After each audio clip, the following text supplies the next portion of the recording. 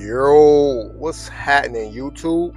Afro Cuban here, and I'm back with another special video, another special addition to building my cinematic universe.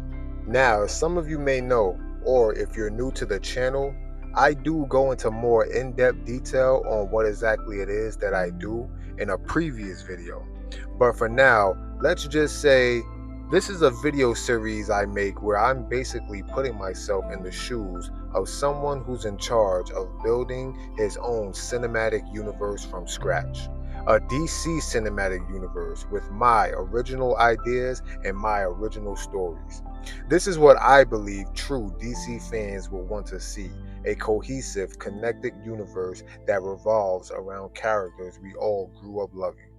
But today I'm keeping the intro short because I want to hurry up and get into the nitty gritty of my next movie. Okay, so as of now, we are at the tail end of phase one, and this is movie number 6. And this is also where I would introduce an iconic hero to the big screen. This movie would be Wonder Woman, Extinction of the Gods. And this Wonder Woman story is pivotal because we go all the way back to ancient Greek times when the old gods were still alive. And this is where I will also fill in a lot of the blanks as to who the big bad villain of my universe actually is. It also explains why and how all of the old gods were all killed. Now, in my universe, Wonder Woman is an immortal demigod, the daughter of Zeus. And speaking of Zeus, although the main protagonist will be Wonder Woman, a large portion of the story will also revolve around Zeus and the other old gods as we delve a bit deeper into their personalities and motives as well as what led to their extinction. But okay, Act 1. And we start by going all the way back to ancient Greek times, and we see that all of the old gods are still alive. Zeus, the king of the gods, and his brothers all watch over the planet from Mount Olympus. No human has ever seen or been to Olympus because it's invisible to the human eye. Now, Zeus and the other gods are all revered and worshipped by humans as mythic deities. And from the human's point of view, Zeus is an all powerful, yet kind and forgiving, merciful god. But we then learn that behind the curtains, back on Olympus, he's actually the opposite. Zeus is actually a power hungry, lustful, lying hypocrite who rules the other gods with strict laws and an iron fist. And we also find out that Zeus would occasionally take the form of a normal human, just so he can go down to Earth and sleep with multiple human women. But Zeus was beginning to lose interest in human women because of their frail and easily breakable bodies. Zeus could never fully enjoy himself. So this is when Zeus comes up with the idea to create an immortal race of super strong and durable females, the Amazonians. So Zeus uses his powers to create the Amazons, and the Amazons' only purpose were to sexually please the gods for all eternity. And Zeus set one strict law for his fellow gods. No god under any circumstance was to ever fall in love or impregnate any Amazon, or they'd be banished. Now, like I stated earlier, Zeus is a hypocrite and a liar. And as he creates these Amazons, the very first thing he does is develop feelings for the Amazon queen, Hippolyta, and he impregnates her. Zeus helps Hippolyta keep the pregnancy a secret, and then one day, Diana is born, the very first demigod hybrid. Now, when Hippolyta gives birth, her and Zeus comes up with the lie that Diana was just a baby Amazon sculpted from clay. And as the years and decades go by, they kept that lie going.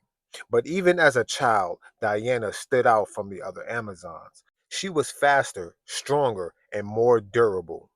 So eventually she catches the eyes of the other gods, who notices how different she is. And eventually Ares puts two and two together and realizes that she's Zeus's daughter.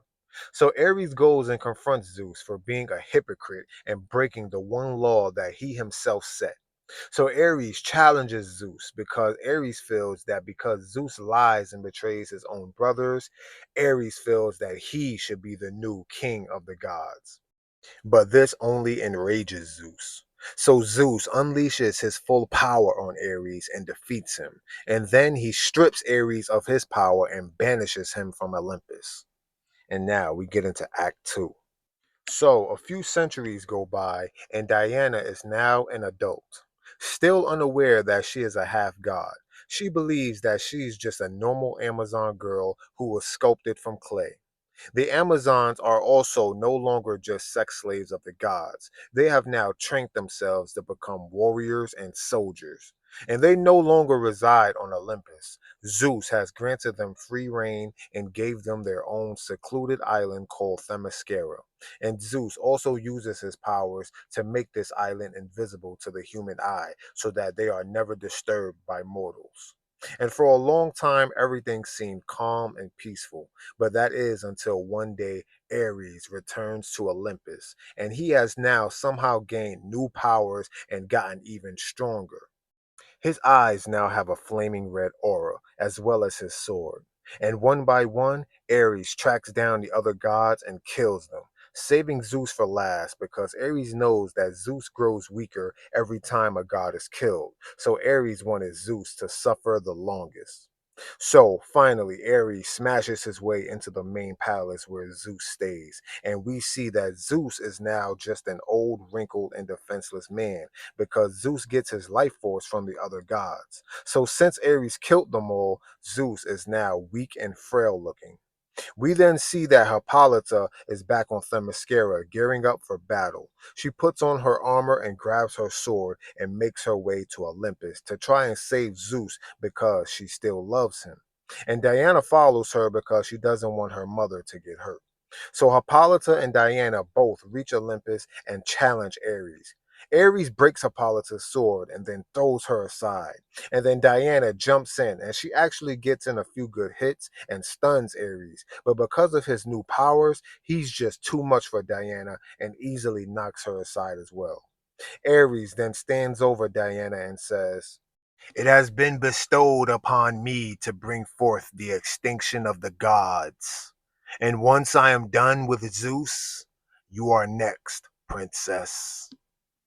Now Diana lays there confused. She doesn't know why Ares is accusing her of being a god. And then we see a bolt of lightning hit Ares in the back. Zeus then yells, "Stay away from her." And in a last ditch effort, Zeus musters up all of the power he has left in his body to save what little family he has left, his daughter. Zeus summons a bolt of lightning as he then tells Hippolyta and Diana to run. He then fires it at Ares, but Ares catches the lightning bolt and hurls it back at Zeus, fatally striking him in the chest. Zeus then falls as his body turns into ash and withers away. And when Ares looks behind him again, Hippolyta and Diana are gone. And now we get into Act 3. So Diana and her mother flee back to Themyscira, and Diana demands that her mother tell her what's going on. So finally, Hippolyta pulls Diana to the side and tells her everything. She explains that she is the daughter of Zeus, and they kept it hidden from the other gods for fear that they may try to come for her.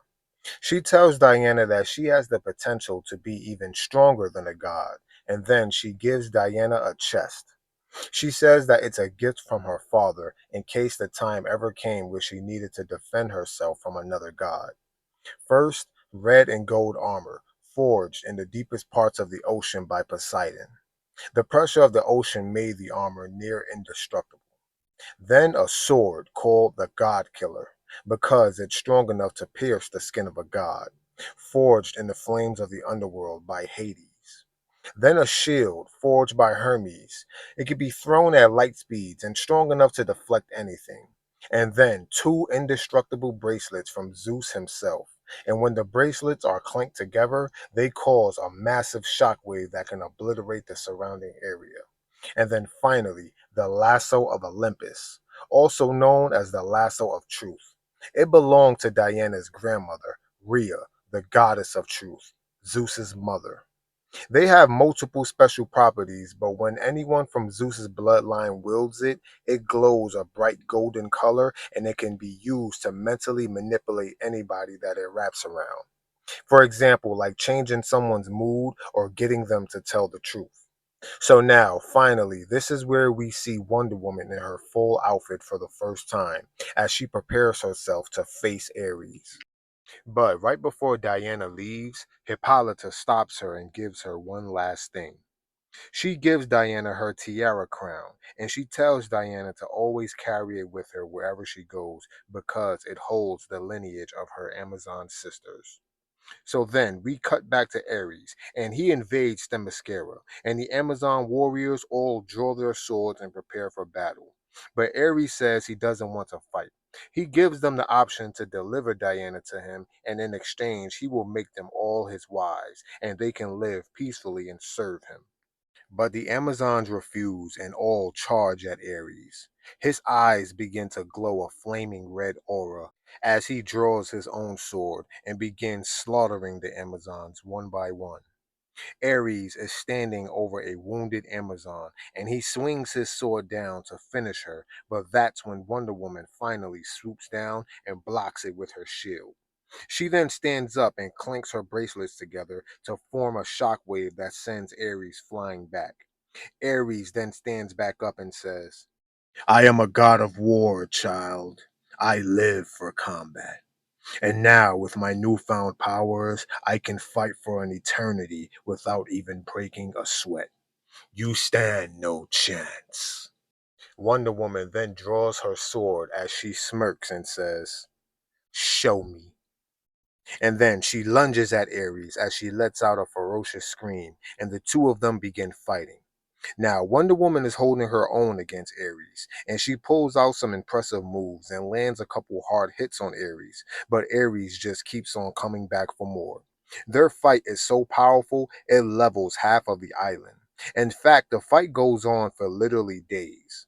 Diana, being a half god, can also fight for a very long time. But like Ares stated earlier, he can fight for an eternity, and he doesn't get tired or fatigued. Diana, on the other hand, she starts to get weak and tired after like the third day of fighting. So, after fighting for 3 straight days, Diana eventually begins to tire out and she falls to her knees, too weak to lift her sword or defend herself. And that's when Ares walks over and stands over her, ready to deliver the final blow. But that's when Diana hears a voice in her head. It's her father, Zeus. He tells her not to give up and tells her that she's stronger than she thinks. Zeus says, I've made a lot of mistakes in my lifetime and there are things that I will regret even in death. But you are not one of those things. I've watched you from behind the scenes grow into a remarkable woman and an even more remarkable warrior. Ares is just a puppet. If he wins here today, then whomever sent him will ravage the earth with pain and fear. It's up to you, my child, to be a warrior of peace, a warrior of justice, a warrior of love. And that's when Ares swings his sword down on Wonder Woman. But she catches it with her hand at the last second. And then she gets up and uppercuts Ares so hard his helmet goes flying off. Wonder Woman then jumps up in the air and summons a massive bolt of lightning. And she absorbs the lightning into her bracelets. And then she clinks her bracelets together and fires a giant wall of electricity at Ares. And the blast is so powerful, it obliterates all of Ares' armor and sends him flying back completely naked and burned. Wonder Woman then lands directly in front of Ares, and then she picks up her God Killer sword. Ares then yells, Finish me! It's what your father would have done. Kill me! Wonder Woman then slowly puts the sword down as she says, I am not my father. And that's when Ares tries to quickly go for his sword. But Wonder Woman is quicker and she quickly wraps the lasso around Ares. And then she says, I now compel you to speak the truth. Why did you come back here? And where did you get this new power? Ares begins to scream in agony as he tries to resist the lasso, but then the fire in his eyes go blank as tears start to come down his face. And then Ares finally says, There's a power, an ancient power, even older and stronger than the gods, deep in the fiery pits of the abyss. the Omega Sanction. And for eons, we thought that it would remain dormant. We thought that no one would ever be strong enough to wield it until he, Ares, then begins to struggle and tries to resist the lasso again. But then the lasso gets tighter, and Wonder Woman steps forward and says, "You are now compelled by Rhea, the goddess of truth. Now tell me everything." We then get an ominous moment of silence. Ares has a look of sheer terror on his face. No one has ever seen a god so afraid before. And then Ares' voice starts to crack as he says, He, he, at first I thought he was a devil because he seemed to relish in my anger and my greed, almost like he fed on it. But instead, he presented himself as a new god. He gave me a small portion of his Omega Sanction, and he ordered me to kill my brothers, to kill every god. Wonder Woman then says, "But why? Why give you this power?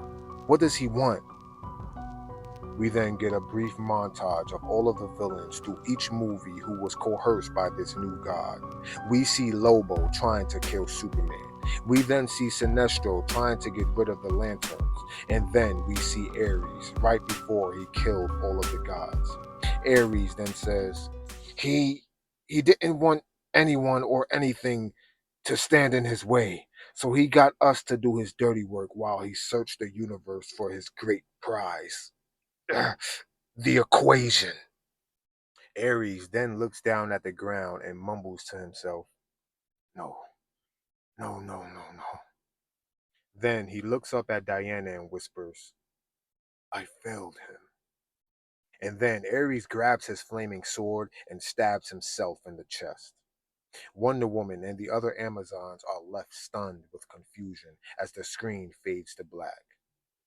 And so, now that the climactic final battle is finally done, we then transition back to Themyscira, where we see Queen Hippolyta giving a speech to all of her Amazon soldiers. Hippolyta says, "Hear me, my sisters.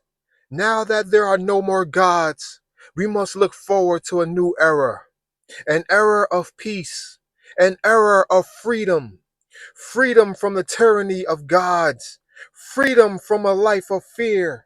No longer must we be afraid. No longer must we ever again live under any laws or rules set by any god or any man." And as all of the Amazons cheer on for their queen, Hippolyta then looks behind her and realizes that Diana isn't standing there. So Hippolyta goes over to Diana's chamber and she sees Diana getting her gear together so she can travel to the outside world of man. But her mother forbids her. Her mother doesn't trust men. She's afraid because of all of the stories she's heard about the outside world. So she passionately forbids Diana. But this doesn't stop Diana because when the sun goes down and all of the other Amazons are asleep, Diana sneaks out and grabs a boat and leaves Themyscira. Now, Diana has never been away from her mother, so she looks back with tears in her eyes. But then her tearful eyes turn into determination as she sails away towards America, and then the screen fades to black. We then transition to a few decades later, and Diana has made a life for herself. She's an archaeologist who travels the world searching ancient ruins and artifacts and deciphering the meanings of all of the old languages. And one day she stumbles upon a cave with scriptures and drawings on the wall.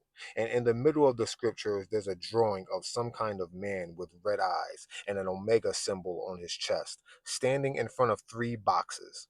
Diana stares at the paintings as the music swells up, and then the screen cuts to black one last time, and that's where the movie ends. Now, once the credits finish rolling, this is where we would get an end credit scene. So now we are in present day, decades after Diana found the cave, and she's dedicated all these years into deciphering the meaning. Until now, while doing research in her apartment, she finds another scripture that breaks down everything that was on the wall. So apparently, this new god is some kind of prophet whose sole reason for existing is to find these three boxes and unify them. And once unified, it will grant him the power to create life end life and control all life as he sees fit. In other words, he can bring people back to life or create a new life from scratch, or he can simply delete someone from existence, or he can control any and all living things in the universe. But there's a catch. Now, in order to unify these boxes, first a transcendental mathematical formula must be solved. A formula made up of glyphs and enigma patterns in different languages from different planets and species. And once spoken out loud with the three boxes in your possession, you will gain access to the anti life equation. And so now, after finally figuring all of this out, Wonder Woman now knows she will need help against this new god and the coming threats. So that's when Diana pulls out a newspaper, and on the front cover, she sees a shadowy figure of Batman, and the cover reads, Myth. And then Wonder Woman turns on her TV and she sees Superman on the news. He's carrying an airplane to safety. And then Diana pulls out her phone and looks on social media and she sees a video of the Flash using his speed to save a village from an avalanche. The camera then pans in on Diana's face as she smiles, and then the screen cuts to black for the last time, and now the movie officially ends. And yeah, ladies and gentlemen, that officially wraps up my Wonder Woman movie. Now, I know that was a lot to take in, but as you can see, her story was very pivotal, especially in explaining all of the things that's been going on behind the scenes throughout this first phase. We finally got a brief explanation of Darkseid and his motives, and also we found out that Darkseid is the one who hired Lobo to try and kill Superman. He's also the one who got Sinestro to try and take out the lanterns, and as we see in this movie, he's the one who got Ares to kill all of the old gods. And for a god like Ares to be scared to the point where he would actually take his own life instead of accepting failure just shows how scary and powerful Darkseid will end up being. So, this is why Wonder Woman goes on a journey to find out more about the mother boxes and the anti life equation. And she knows that she won't be able to save the universe alone. So that's why in the post credit scene, we see Wonder Woman smiling when she sees all of Earth's heroes in the media. She also will play a major role when it comes to assembling the Justice League. Yes, in my universe, Wonder Woman is the one who brings the team together. But yeah, that's all I got for you guys today. And as always, if you guys found any issues or plot holes in my story, yeah, feel free to let me know in the comments. And as always, be well, be great, and I will catch you nerds on the flip side.